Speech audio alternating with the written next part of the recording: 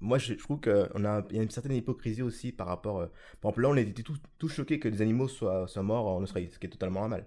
Sauf que quand on pense, par exemple, à tous les animaux qui meurent tous les jours parce qu'on les mange, tout simplement, et qu'il y a des millions, des milliards d'animaux qui meurent tous les jours parce que bah, on les consomme, et à côté, bon, il y en a quelqu'un qui sont morts en Australie, et tout d'un coup, on est tous choqués parce qu'on le voit à la télé. Et tout d'un coup, ça nous paraît choquant et qu'il faudrait donc sauver les animaux.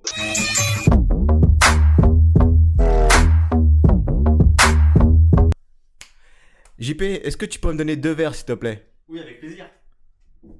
Ah, merci, Merci. merci. Merci. Donc bonjour à tous et bienvenue dans le Bar Talk with Sinolami Junior. Aujourd'hui, nous revenons en cette année 2020 pour un nouveau podcast. On a pris un peu de temps parce qu'effectivement, à cause des transports et compagnie, tout ce qui est grève qu'il y a en ce moment, c'est un peu compliqué pour que les gens puissent venir. Mais là, nous avons l'honneur d'avoir Miss Pro. Vous la connaissez déjà si vous regardez mes podcasts, enfin mes anciens vlogs. C'était dans mes anciens vlogs. Nous avons donc Miss Pro ou Miss Bonbon, comme on vous appelait à une époque. Parce que pour ceux qui ne savent pas, vous étiez notre ancienne prof d'anglais. Donc c'est pour ça que je parle aussi bien anglais. Bon, même si je fais des erreurs. Mais alors, présentez-vous un peu. Qui êtes-vous? Eh bien, écoutez, je suis professeure en banlieue parisienne et je m'éclate. Et j'adore ce que je fais. Et je touche à tout et je m'intéresse à plein de choses. Voilà. Et aujourd'hui, je viens de parler de quelque chose qui me tient vraiment à cœur. Et donc, ce qui vous tient à cœur, c'est le jonglage, c'est ça? C'est ça. Je m'y suis mise là assez récemment. Mais pour l'instant, comme je ne suis pas assez douée, je vais parler d'encore autre chose. Ah, c'est l'environnement. Ah non, c'est l'environnement. Alors aujourd'hui, ouais, je viens vous parler du zéro déchet. Très bien. Très très à la mode en ce moment, on en entend parler beaucoup, avec tous les changements de climat, etc. etc. Et c'est quelque chose que j'ai commencé un peu comme un défi personnel, il y a 3-4 ans de ça. Voilà, et j'ai toujours été intéressée par l'écologie, l'environnement, faire attention autour de moi. Et puis j'ai lu un livre sur le zéro déchet, je me suis dit, oh c'est trop. Et j'adore me poser des défis, surtout les plus improbables, comme par exemple aller faire du sport avec toi. Et je me suis dit, sur cette lancée, je vais essayer de minimiser mes déchets. Donc c'est ce livre-là qui vous a donné un déclic ou c'était vraiment... Alors, j'ai toujours fait attention à un peu mon impact écologique. C'est-à-dire, par exemple, depuis toute petite, on avait toujours un compost à la maison. Donc ça, pour moi, c'est logique. Après, je faisais attention à des petites choses par-ci par-là. Le recyclage, j'ai été dans une ville pionnière il y a 25 ans de ça, qui a commencé le recyclage, c'était Avignon. Et puis les gens ont dit ça va pas marcher, c'est ridicule. Et en fait, les bennes à recyclage, très très vite, au bout de 3 mois, débordaient. Parce que les gens apportaient leur recyclage. Or, il fallait se déplacer. Il y avait parfois pour certaines personnes 1 kilomètre à faire pour aller déposer leur recyclage. Et alors qu'il y avait les mauvaises langues qui disaient ça marchera jamais, et résultat, 25 ans après, il y a des bennes à recyclage partout en France. D'accord. Voilà, donc j'y crois. Donc là, aujourd'hui, vous êtes vraiment... Enfin, dites-moi à peu près... le changement par rapport à avant et maintenant, est-ce qu'il est vraiment radical ou est-ce que c'est petit à petit... quels sont vraiment ce que vous faites au quotidien pour... Alors, au quotidien, j'ai un mode de vie un petit peu différent de toi, par exemple. Alors, c'est vrai que pour moi, le recyclage, c'est très important, c'est un premier pas. Et au départ, je croyais que parce que je recyclais et parce que j'avais un compost, je faisais tout bien. Donc, effectivement, je minimisais mes déchets sans penser à mes déchets. Mais l'idée, c'était que des épluchures de fruits et légumes, elles avaient leur place directement dans le jardin. Elles allaient se décomposer. C'est un petit processus égoïste aussi, parce qu'après, tu peux récupérer ton compost, faire pousser tes légumes, et tu sais que ta terre, elle est plus riche avec ton compost. Donc forcément, tes légumes vont être meilleurs. Faut pas croire pour autant que je fasse du jardinage. Mon jardinage, ça s'est soldé à 4 plants de tomates cerises et... Voilà, et après plein de choses qui n'ont jamais poussé, mais c'est pas grave, c'est juste l'idée. L'idée, c'est que tu prends à la terre, tu rends à la terre, c'est tout. Je m'étais jamais posé la question parce qu'on l'a toujours fait à la maison. J'ai eu la chance d'avoir des parents écolos qui m'ont fait manger les légumes du potager, j'ai écossé les petits pois petites, j'ai filé les haricots moi-même, donc on produisait une bonne partie de nos légumes. Voilà. Et puis j'avais des parents qui faisaient attention, et je me rendais pas compte pourquoi, mais maintenant ça y est, ça fait tilt. Voilà. Donc après, je recyclais. Et puis, je me suis toujours dit, c'est bon, je fais mon geste pour la planète. Et en fait, j'ai lu ce livre de Bea Johnson, Zéro déchet. C'est le premier qui a été vraiment sorti en France, qui a vraiment fait le buzz. Et cette dame-là vit aux États-Unis, donc c'est un pays quand même très pollueur. Alors bon, en revanche, elle habite en banlieue de San Francisco. Et donc c'est Californie où ils ont vraiment voilà. Ils ont des règles environnementales assez fortes. Voilà, où ils font beaucoup de choses, où ils sont très conscients de ce qui se passe au niveau écologique. Donc bon, on n'est pas dans les États-Unis rurales non plus. Et du coup, j'ai lu son livre et je me suis dit, si elle a réussi à, pour un an, faire un bocal de déchets. Un bocal de déchets pour un an. Et elle explique comment. Et je me suis dit, waouh, c'est incroyable. Alors moi, je pars pas du principe de, waouh, super, je vais me faire un challenge absolument impossible. Je me suis dit, si elle a fait ça, moi, est-ce que je peux faire, par exemple, un bocal par semaine de déchets? Voilà. Donc, je me suis pas fixé son objectif, mais je me suis dit, ça veut dire que c'est possible. Et c'est faisable ou pas? Alors, moi, j'y suis pas encore arrivée. Je sais qu'il y a des gens en France qui y arrivent. Après, je pense que ça dépend de plein de facteurs. Déjà, ta motivation, le nombre de personnes dans le foyer, forcément. Ça va dépendre du temps dont tu disposes. Parce que, Bea Johnson, elle a beaucoup de détracteurs qui disent, ouais, mais cette dame-là, elle a du temps. Et effectivement, elle a plus de temps que la plupart d'entre nous. C'est pas quand tu pars au travail à 8h du matin, que tu rentres le soir épuisé à 7h, que tu vas pouvoir faire vraiment des choses pour le zéro déchet. Il faut dire, faut être drôlement organisé à ce niveau-là. Après, quand tu as du temps, comme moi j'ai mes mercredis après-midi par exemple, j'ai mes week-ends entiers, c'est tout bête, mais il y a des gens qui travaillent le samedi. Voilà, tu peux faire des choses, mais être aussi rigoureux, parfois c'est pas possible. Mais il y a quand même des pistes, D'accord, mais par exemple, typiquement le zéro déchet, pardon, ce serait en fait d'acheter par exemple en vrac, des choses comme ça, c'est ça. C'est éviter de, par exemple, lorsqu'on va faire les courses, de ramener son propre sac. C'est tout à fait voilà, ça. lorsque je sais pas, on va à Starbucks, qu'on ramène son gobelet, des choses comme ça en fait. C'est ça. Et ça ce sont des gestes au quotidien qui apportent au final. Vous pensez vraiment un changement vraiment, ou vous pensez que au final en fait c'est des petits gestes mais qui sur une grande échelle n'apportent pas grand chose? Si je croyais que ça n'apportait pas grand-chose, je n'essaierais pas.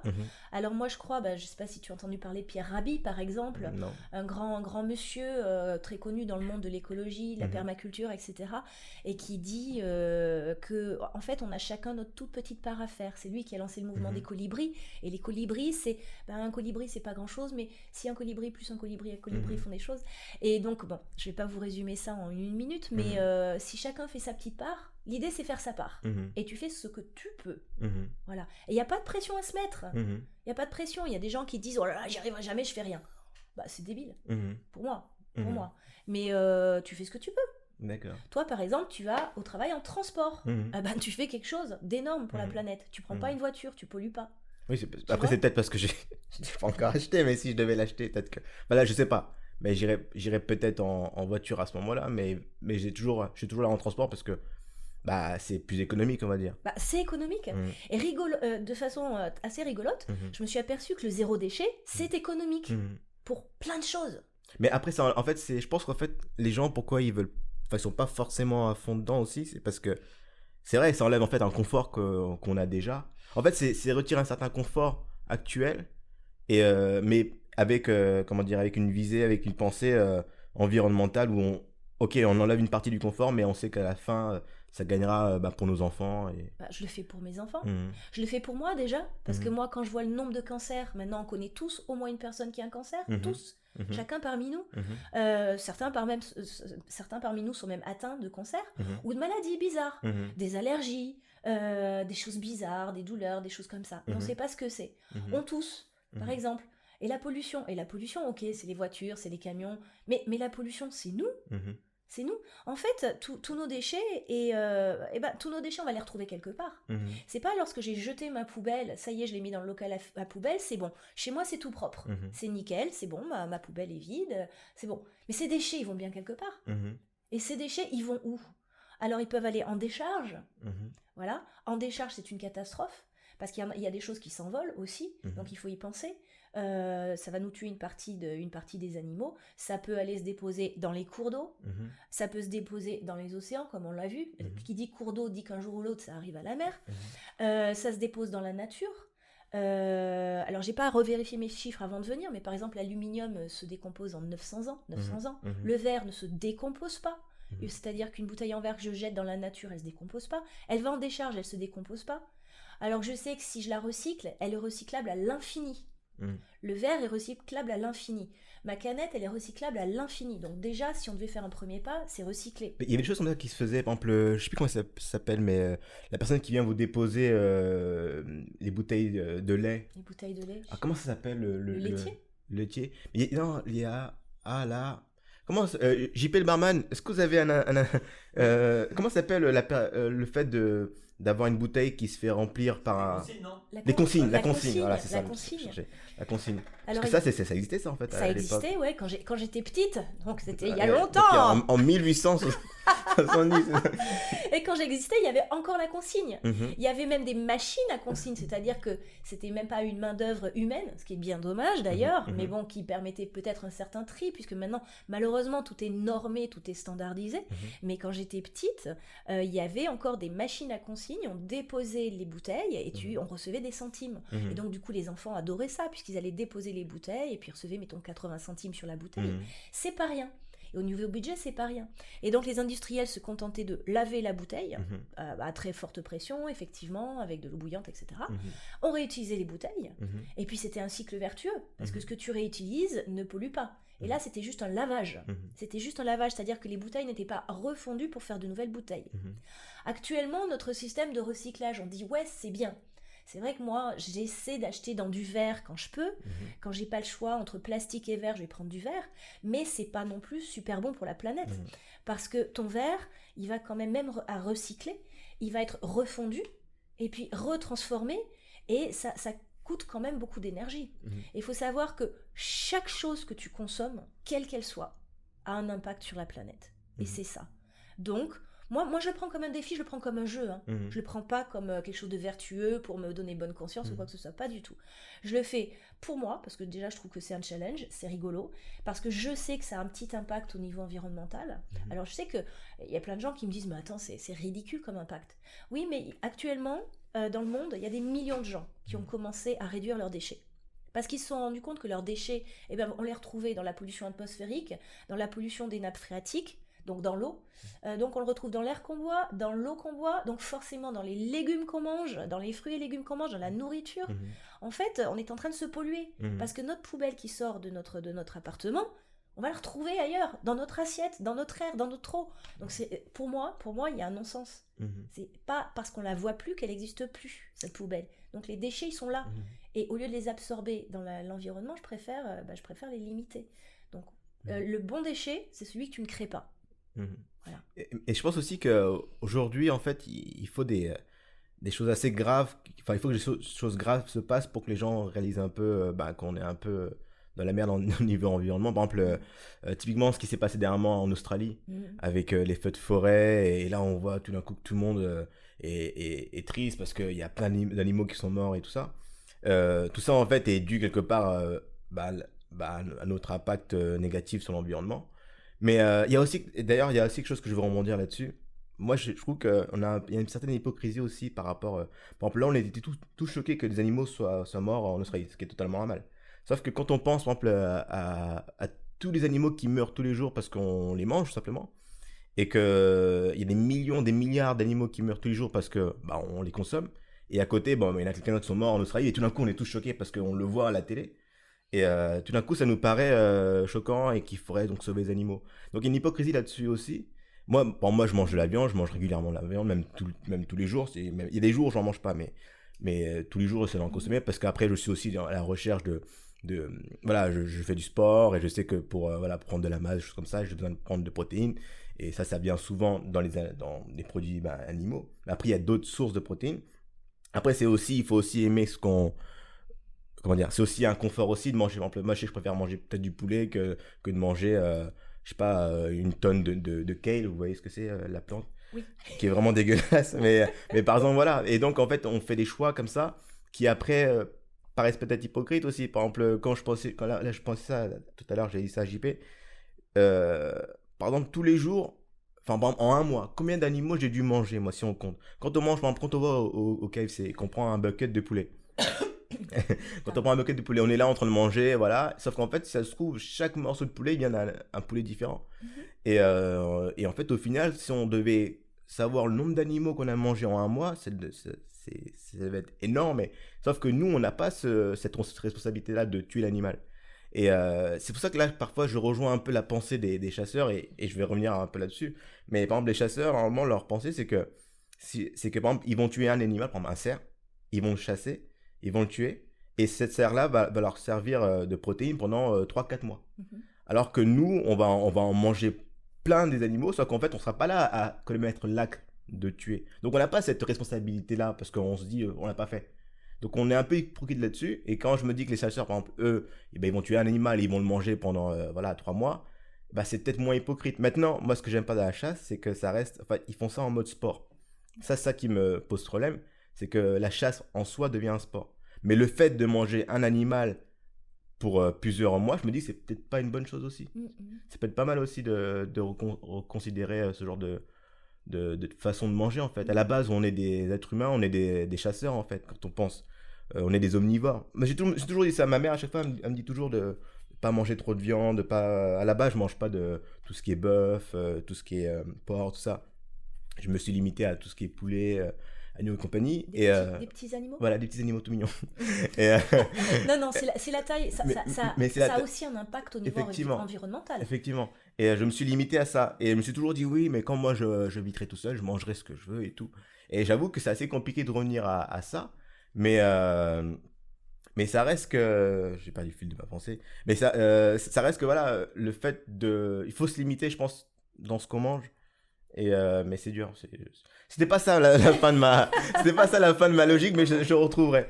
Oui. Mais qu'est-ce que vous en pensez, vous, d'ailleurs, de manger tout ce qui est produits animaux, bah là, c'est la dernière année où ça m'a... Cette année, là, qui vient de passer, j'ai beaucoup réfléchi. J'ai beaucoup réfléchi, un problème de santé, etc. Et puis le problème, j'ai pris conscience en lisant plusieurs livres depuis sur le zéro déchet, l'impact de nos déchets, en voyant plusieurs vidéos, etc.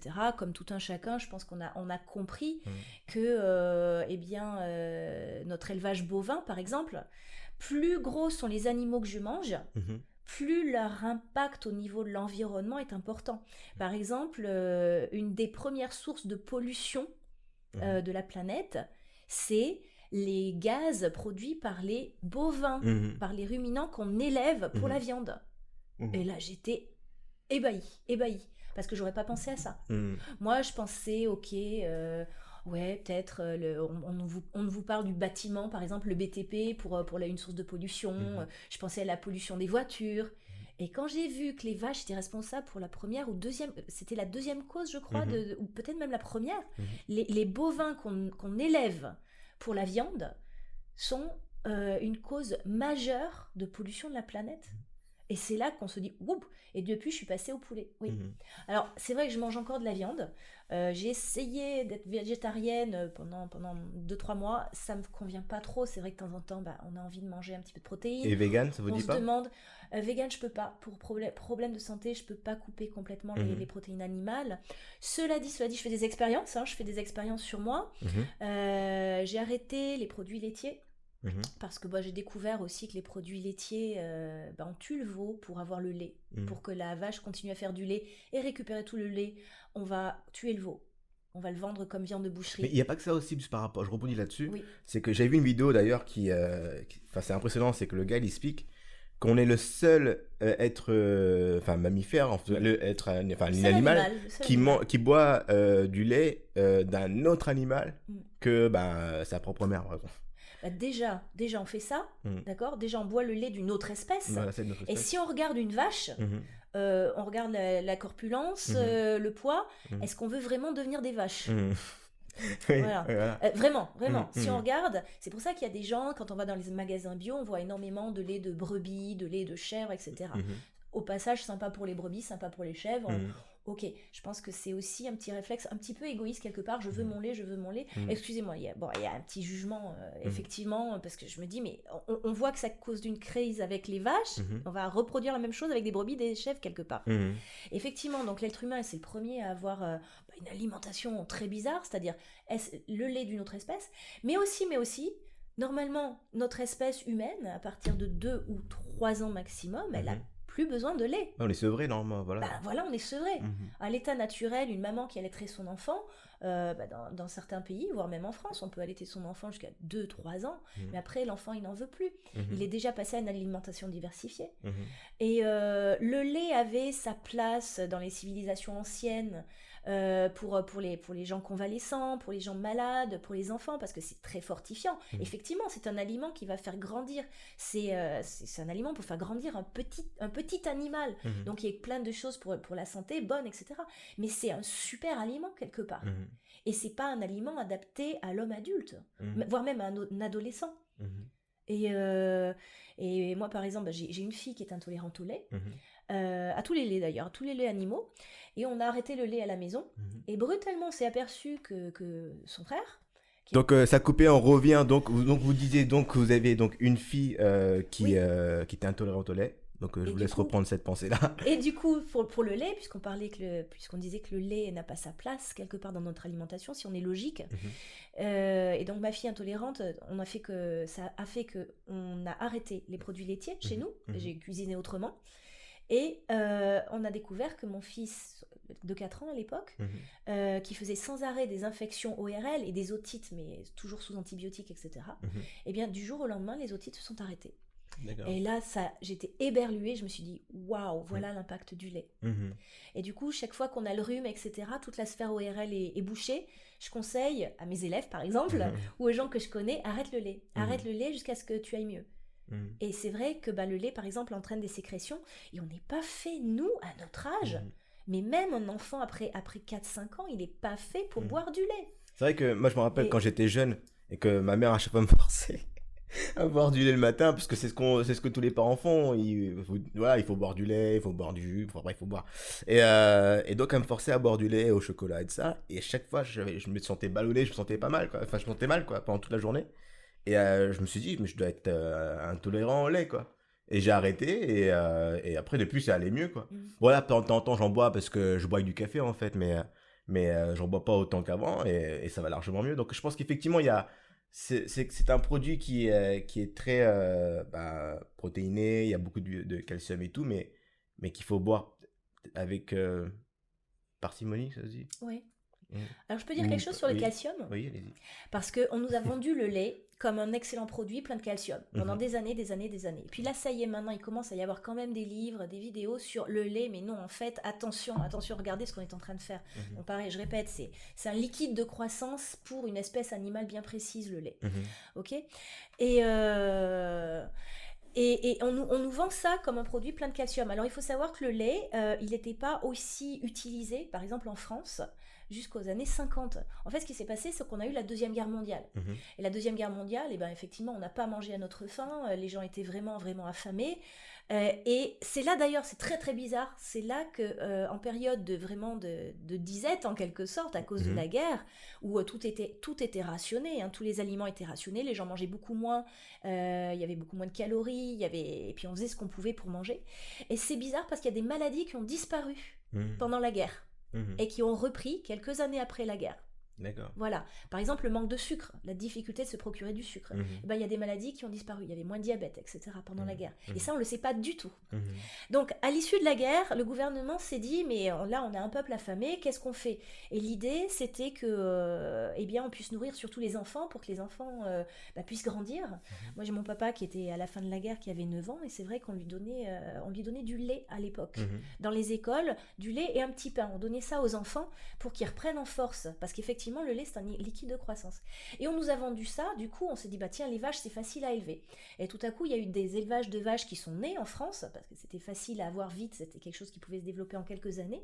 Et on a vendu la chose aux gens en disant, mais regardez, le lait, c'est plein de calcium, ça fait grandir.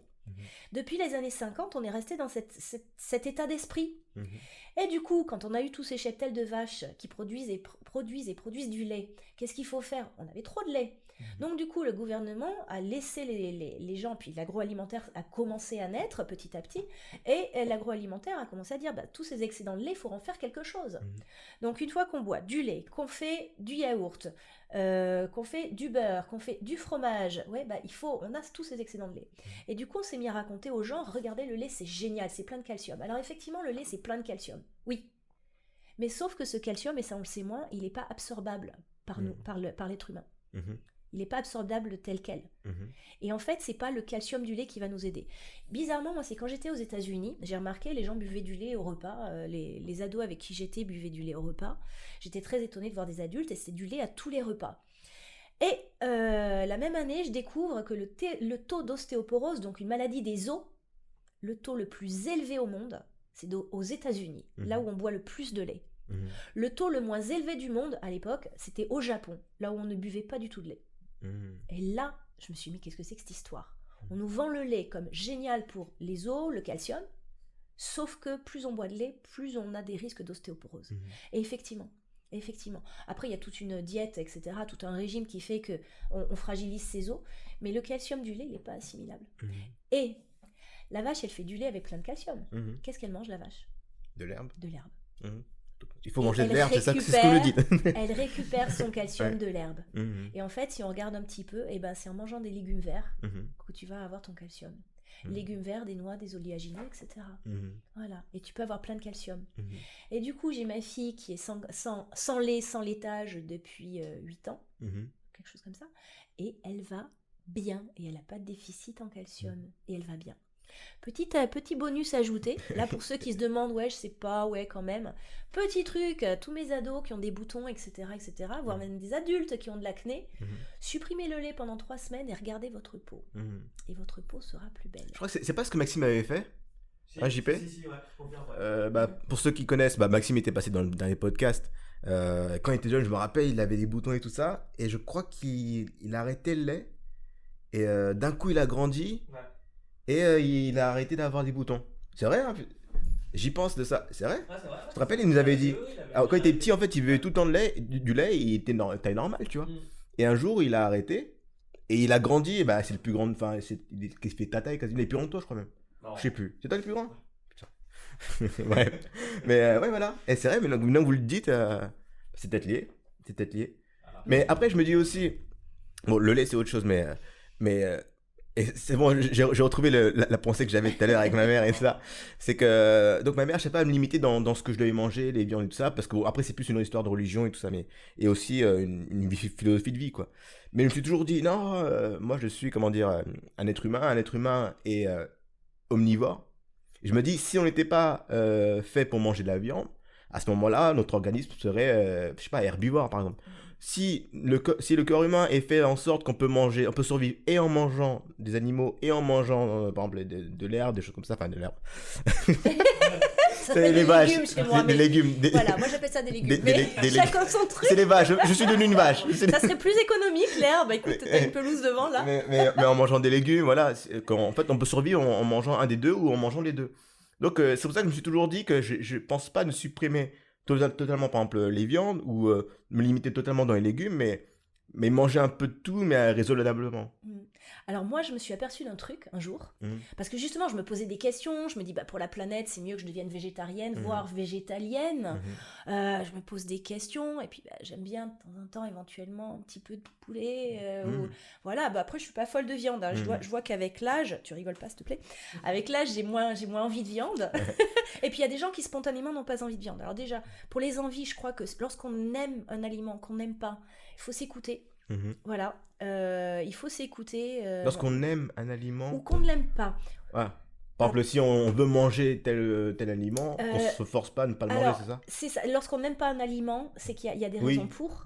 Voilà. Et puis les gens qui n'aiment pas la viande, je crois qu'ils ne doivent pas en manger. Parce que leur organisme ne leur envoie pas le message « donne-moi de la viande ». C'est ça, en fait. Je pense qu'il faut savoir s'écouter, Il faut savoir s'écouter. Alors, à la fois s'écouter, ça ne veut pas dire aller se payer un McDo tous les jours. Parce que ça, je crois que c'est néfaste quand même. Ça, c'est certain.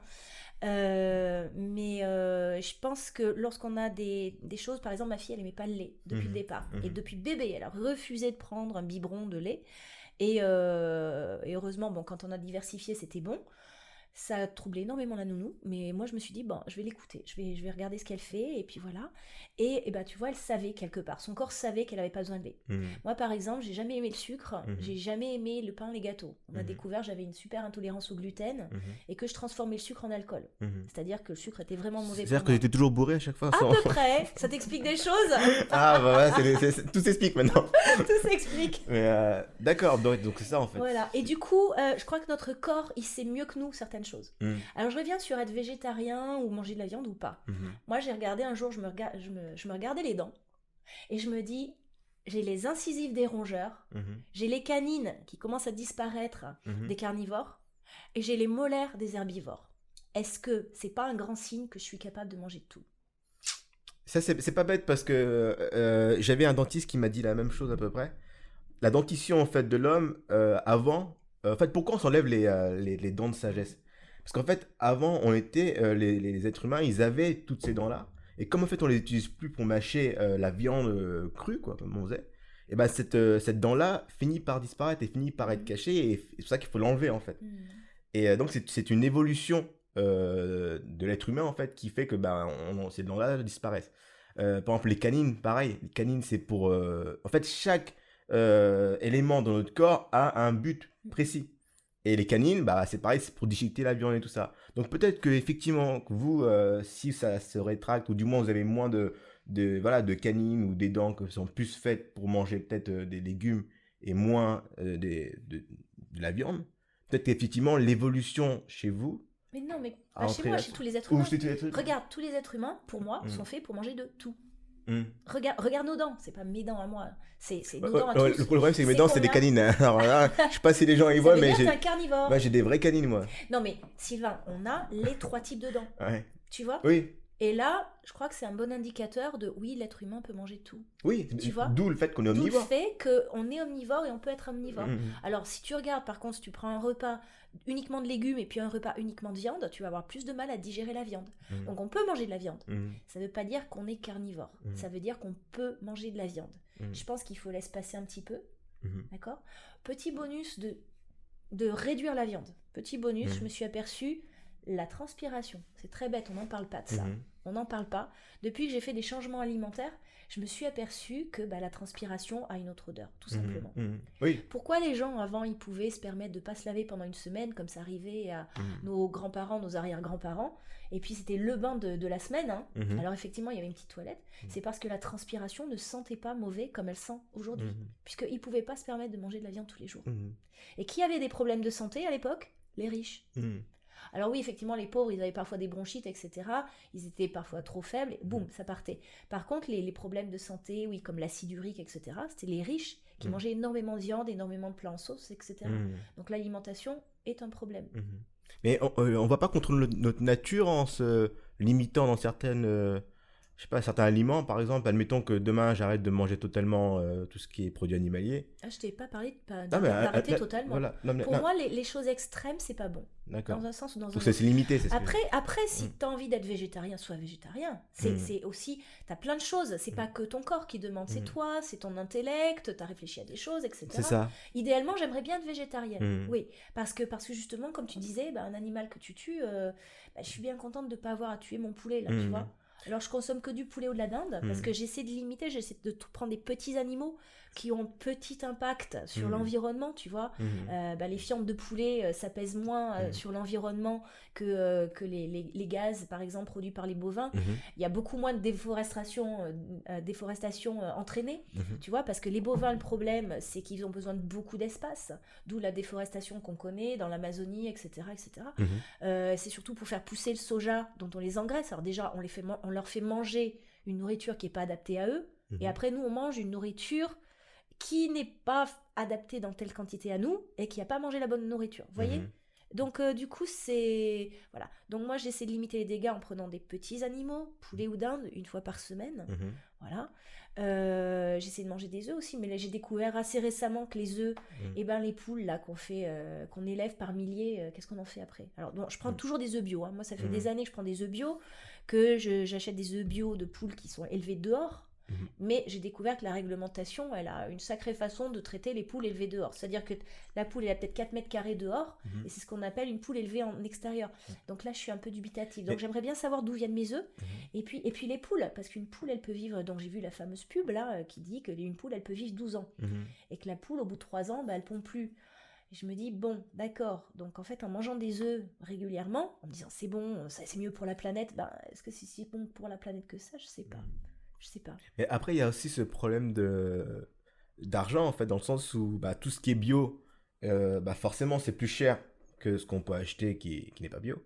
Donc, il y a aussi ce coup-là à prendre. Qu'est-ce que vous en pensez, vous, du fait des gens qui se disent que je vais pas consommer bio parce que ça a un coût? Ah, mais je comprends. Je comprends. J'essaie d'acheter beaucoup bio, mais il y a des choses où je m'arrête, quoi. Parce que quand c'est le double du prix du produit... Alors, quand c'est des œufs, en soi, les œufs, quand j'achète mes œufs bio, 3,50 €, mes 12 œufs. Pour certaines personnes, ça va être trop cher. Attention, c'est 3,50 €. J'avais une copine qui râlait, qui disait, non, moi, je peux pas mettre le double dans des œufs bio. Je dis, attends, 3,50 €, tu vas en acheter combien sur ton mois? Peut-être 12, peut-être 24, fait 7 €. Est-ce que c'est vraiment ça qui va gréver ton budget, 7 € quand tu es capable de payer 3 € un café dans un café? Non, faut être logique. Je suis d'accord que ton steak, s'il te coûte 2 fois plus cher, effectivement, tu vas revoir la donne. Par contre, si tu prends un aliment peu cher à la base, même si tu doubles le prix, à mon avis, il y a quand même beaucoup de familles qui peuvent se le permettre de doubler le prix des œufs. Doubler le prix de la viande, ok, je suis d'accord. Donc, je comprends qu'on n'achète pas bio. En revanche, là, je me suis lancée, moi, dans autre chose. J'essaie d'acheter local. Je me suis dit, j'ai lu de nouveau des bouquins. D'ailleurs, c'est ce que vous avez ramené, et du coup, j'ai ramené des choses de mon marché ce matin. Alors, allez-y, présentez-nous, parce que vous nous avez ramené plein de choses. Et donc, ça, donc si j'ai bien compris, tout ça, en fait, c'est un peu, comment ça s'appelle? Là, c'est dans mon zéro déchet, donc c'est consommation parallèle, c'est ça? C'est une consommation parallèle. C'est une consommation qui prend de l'essor maintenant. Alors moi, je suis allée à mon petit marché d'Antony, que j'aime bien, qui est pas si petit d'ailleurs, qui est super. Et je vais juste mettre ça plutôt ici, parce que sinon, en fait, ça renvoie sur le micro. D'accord. Donc alors, qu'est-ce qu'il y a dedans? Allez-y. Qu'est-ce qu'il y a dedans? Il y a le goûter de mes enfants. Alors, je vous montre le goûter de mes enfants. Alors là, voilà, le goûter de mes enfants. Cette semaine, il y a des pommes, il y a des mandarines, et puis au cours de la semaine, je vais acheter des bananes. Alors vous allez me dire, pas du tout local, du tout local. On est d'accord, pas du tout local? Local, complètement local. Cette pomme a été produite à 15 km d'ici. On est en banlieue parisienne. Voilà. Et là, je suis assez contente parce que c'est un producteur qui utilise... Pardon. C'est un producteur qui utilise pratiquement pas de produits chimiques, qui utilise des insectes. Voilà. Alors là, elles sont belles, elles sont de taille normale. La semaine dernière, elles étaient toutes petites. Voilà. Et du coup, mes enfants, ils vont manger tout leur goûter de la semaine. Ça va être des fruits, déjà, d'une part. D'accord? Donc, je fais attention. Clémentine made in Spain, ça j'ai pas pu faire. Alors c'est vrai, tu vois, ça faisait 2 semaines que j'achetais les clémentines corse parce que j'ai essayé de faire plus local. Les clémentines corse, elles sont 2 fois plus chères. Alors qu'est-ce que j'ai fait cette semaine? J'ai pris les clémentines espagnoles. On fait aussi ce qu'on peut avec notre budget. Je serais riche, effectivement, tout serait complètement bio et tout serait le plus local possible. Donc j'aurais pris mes mandarines corse, qui sont pas si locales que ça finalement. Mais je vais quand même pas nourrir mes enfants. En 2020, on s'est habitué à la variété, etc. C'est ça notre gros souci. C'est que les pommes ou les poires, toute la saison d'hiver, ça va peut-être faire un petit peu beaucoup. Donc du coup, ça juste pour montrer qu'on peut faire sans les goûters emballés, etc. Vous avez quoi d'autre à faire à nous montrer? Je vois que vous avez plein de choses. Voilà, donc ça c'est mon sac de marché de ce matin, sac en tissu. On me l'a offert, c'est une copine qui me l'a offert et qui sait que j'aime bien. Donc celui-là, il va durer normalement des années et je vais pouvoir le réutiliser. Quand ça va pas, le prendre des sacs en machine, plastique, c'est ça. voilà. Et du coup, ça me sert de sac. Voilà. Donc j'ai pas que des jolies choses. J'ai aussi mes sacs en papier, d'accord, réutilisés, vu la tête qu'ils ont, ils sont tout réutilisés. Voilà. Et ceux-là, ils vont faire 10 usages avant de passer soit dans un poêle à bois pour l'allume-feu. Donc, pas terrible au niveau CO2, mais au moins ça me fait un allume-feu, puisqu'ils seront tout déchirés. On peut aussi les déchirer en petits morceaux, les mettre dans le compost. Le compost peut prendre jusqu'à 10% de papier. Voilà, il faut les déchirer en petits morceaux. Voilà. Et puis après, il y a plein d'usages. Éventuellement, si vous avez une cuisinière un peu encrassée, hop, produit d'entretien, je frotte avec mon papier plutôt que d'utiliser du sopalin, puisque c'est quelque chose qui va finir à la poubelle aussi. Voilà. Et je parlais de sopalin, justement. Vous pouvez donner à notre assistant barman. je parlais de sopalin. Alors. Donc je suis venue puisque je voulais te parler de zéro déchet aujourd'hui. Et pareil, la même copine moi j'ai pas de sopalin. Si j'ai 2 rouleaux de sopalin. J'utilise 2 rouleaux par an. Alors il faut savoir qu'à la maison, on est entre 2 et 6. D'accord ? Attention. Et j'ai pas de sopalin. Donc j'utilise mon petit chiffon. Voilà, petit chiffon. Alors la microfibre c'est super, alors c'est très très vendu en disant la microfibre c'est génial. Moi j'ai un souci avec la microfibre, c'est que ça reste une matière fabriquée par l'homme, donc avec des microfibres qui justement vont partir petit à petit dans l'eau. Tu vois ? Et tout ça, ça va quand même se retrouver dans notre eau un jour ou l'autre. Alors elles sont minuscules, il y a des choses pires que ça qui circulent dans notre eau, qui va être ensuite traitée pour qu'on puisse la boire au robinet. Mais ça, j'en ai en microfibre, j'en rachète plus. Même si c'est super sympa. Cela dit, celle-là, je l'ai depuis des années. Hop, j'essuie, un passage en machine, ça va. Alors, j'ai mes super petits sopalins lavables. Merci, Polly. Merci, Pauline.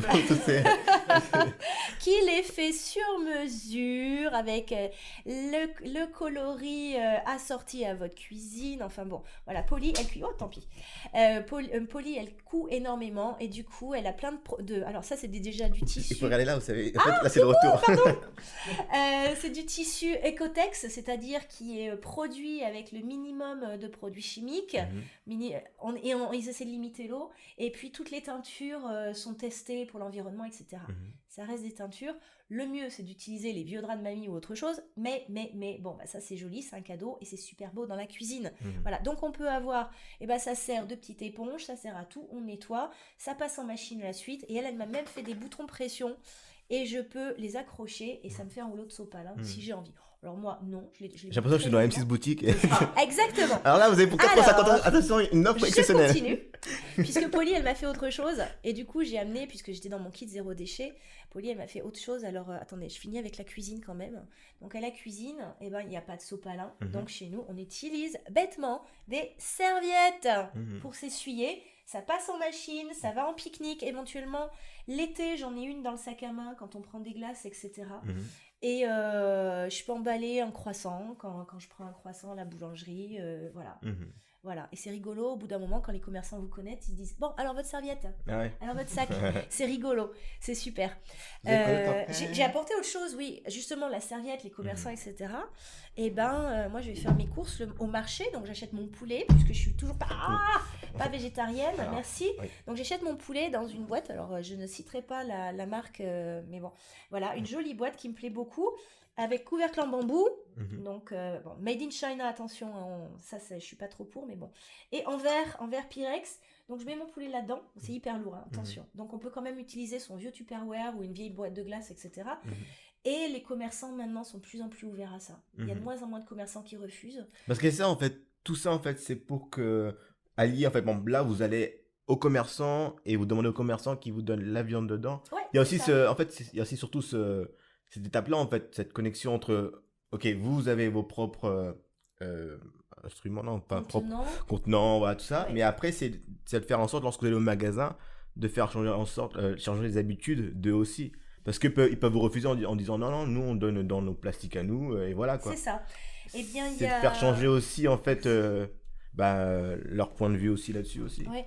Y a ça, alors c'est vrai qu'à mon marché, il y a 4 ans justement, quand je m'étais lancée dans ma grande entreprise zéro déchet, j'étais arrivée avec mes petites boîtes Tupperware au marché pour acheter mon fromage, ma viande, et je me souviens de la choucroute. Ce jour-là, je voulais de la choucroute et j'ai tendu ma petite boîte. Alors j'étais très contente parce que j'avais eu mon poulet sans problème dans une boîte. Et là, je tends ma boîte pour ma choucroute et la commerçante me regarde, elle fait « Ah non, c'est ma boîte !» Et je lui ai dit « Je suis désolée, vous gardez votre choucroute. C'est votre choucroute. » C'est votre choucroute, ok. Vous la gardez. Et c'est rigolo parce que je suis au même marché, je suis revenue au même marché. Et rien que ce matin, j'ai vu 2 dames avec leur boîte. Et je vois que, par exemple, là où je me fournis en fruits et légumes, qui sont uniquement de saison, donc qui sont locaux et de saison, eh bien, les gens arrivent avec les sachets en papier déjà utilisés. Je suis vraiment pas la seule. Je dirais qu'il y a la moitié des clients de cet endroit-là qui arrivent avec leurs propres sachets en papier qu'ils utilisent et réutilisent.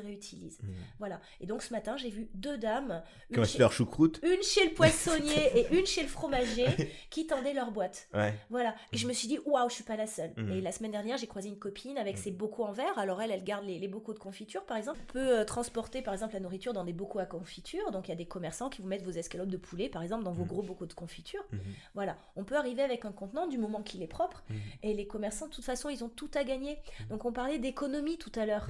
Économie, même les commerçants. Un jour, j'ai dit à mon boucher, à l'époque adorable, je peux pas donner l'adresse, c'est dommage, super gentil. Coucou Sharky. Et on en parlait et je me suis dit, mais si tout le monde faisait ça, ou même si la moitié des clients faisaient ça, apporter leur contenant, même pour les commerçants, c'est un gain. Oui. Puisqu'il y a moins d'emballage à acheter, tout simplement. Après c'est plus une démarche vraiment parce que, voilà, admettons que moi je sors du travail, j'ai envie d'aller acheter quelque chose au supermarché, j'aurais pas forcément tous mes contenants sur moi. Non, bien sûr que non. C'est vraiment, voilà, de se dire, bon, je décide d'aller faire les courses ce jour-là et j'aurai mes contenants ce jour-là. Enfin, c'est vraiment toute une philosophie de vie, en fait. Oui, et puis de temps en temps, je me loupe. Bien sûr, de temps en temps, je me loupe.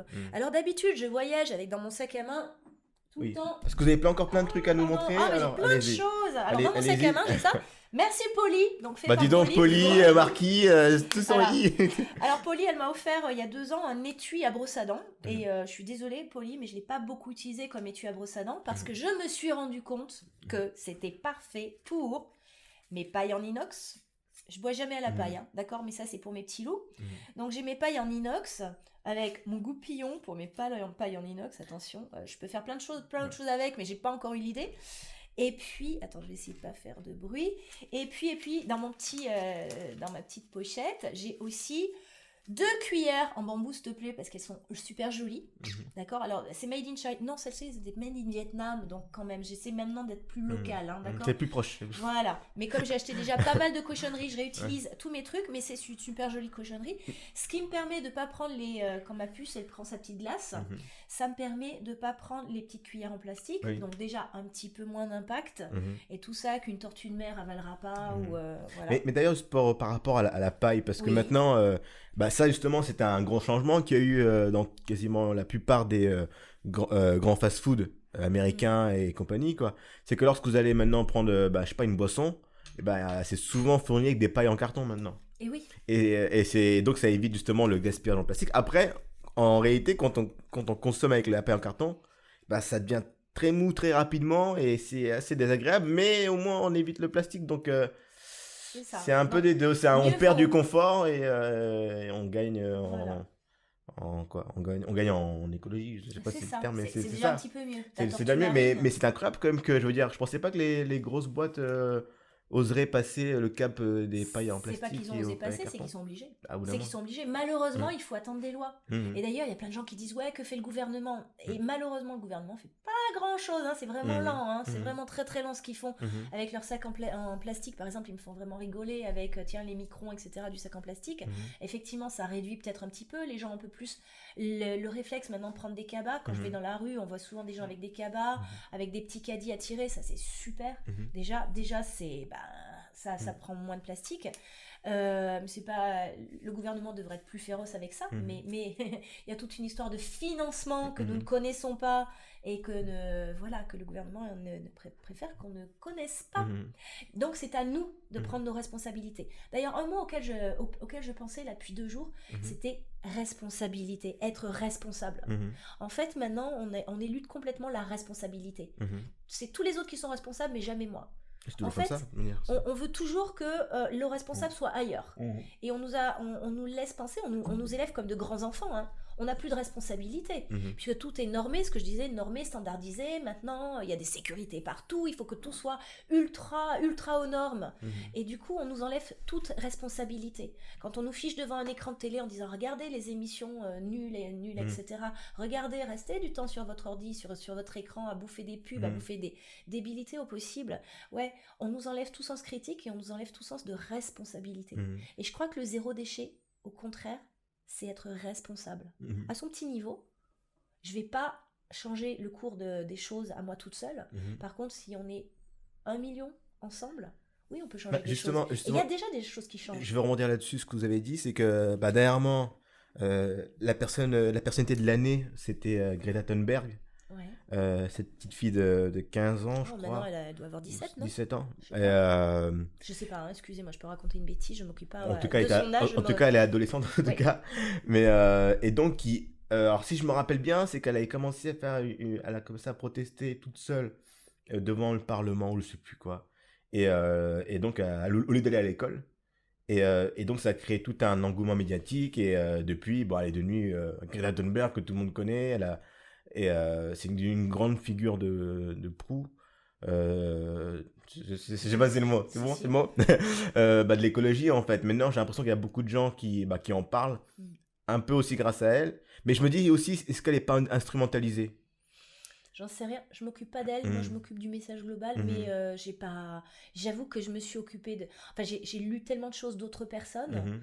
Après, je l'ouvre un petit peu, j'entends un petit peu parler d'elle, mais je me suis pas vraiment penchée sur son cas encore. J'aimerais acheter son livre, puisque vous avez compris que je suis vraiment dans les livres, voilà. Et puis, mais pour l'instant, je me suis pas encore penchée sur ce qu'elle disait, puisque moi, je fais mon petit chemin de mon côté. Je crois d'ailleurs qu'il faut suivre ses envies du moment aussi, se dire, tiens, moi, je fais mon petit truc à moi dans mon sens. Et puis, je crois que quand le moment sera venu, je m'occuperai vraiment de ce qu'elle fait.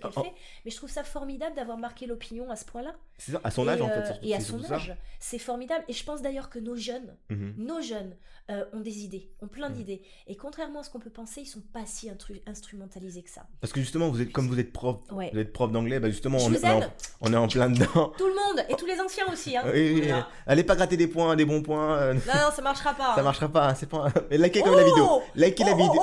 Passez au 0 déchet, plus 5 points la moyenne trimestrielle. Et si jamais vous likez la vidéo, vous avez 2 points de plus dans votre moyenne. Sur la moyenne mensuelle. Hein. Non. Mais oui, donc, parce que justement, donc, vous êtes prof et vous êtes en contact tous les jours avec justement des adolescents. Et quand on voit Greta Thunberg qui est une adolescente et qui, à elle toute seule, a quand même marqué, qu'on soit contre ou pour elle, on peut pas nier le fait qu'à elle toute seule, à son âge, elle a réussi à impacter énormément, avoir un impact sur, en tout cas, la conscience écologique. C'est formidable.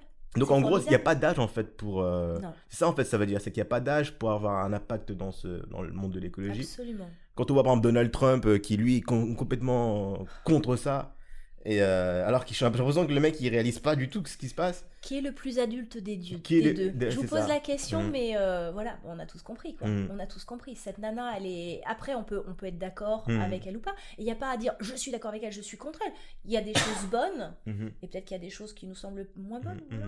Et donc vous, et vous auprès de vos élèves, vous essayez d'instaurer une certaine responsabilité au niveau de l'écologie? Moi, ça fait 3 ans que j'ai entrepris de parler du zéro déchet, voilà, en anglais, et il y a 3 ans justement, par exemple, on a appris à faire notre propre déodorant, donc avec un faible impact environnemental, enfin faible, après je reviendrai parce que j'essaie à chaque fois de me dire quelle est ma responsabilité dans ce que je fais, quel est l'impact de ce que je fais, voilà, donc par exemple on avait fait un projet zéro déchet, donc on a travaillé pendant plus d'1 mois dessus. Avec l'école? Non, pas du tout, moi toute seule dans ma classe, puisqu'il y a 3 ans encore, on parlait pas du zéro déchet, c'était encore très risible, d'ailleurs quand je vais en salle des profs, c'est plus les collègues qui vont se moquer de moi que les élèves. Mais à votre avis, c'est à l'école aux parents, ou je sais pas, à la télé, c'est à qui de donner une certaine responsabilité aux enfants en fait? C'est tout le monde.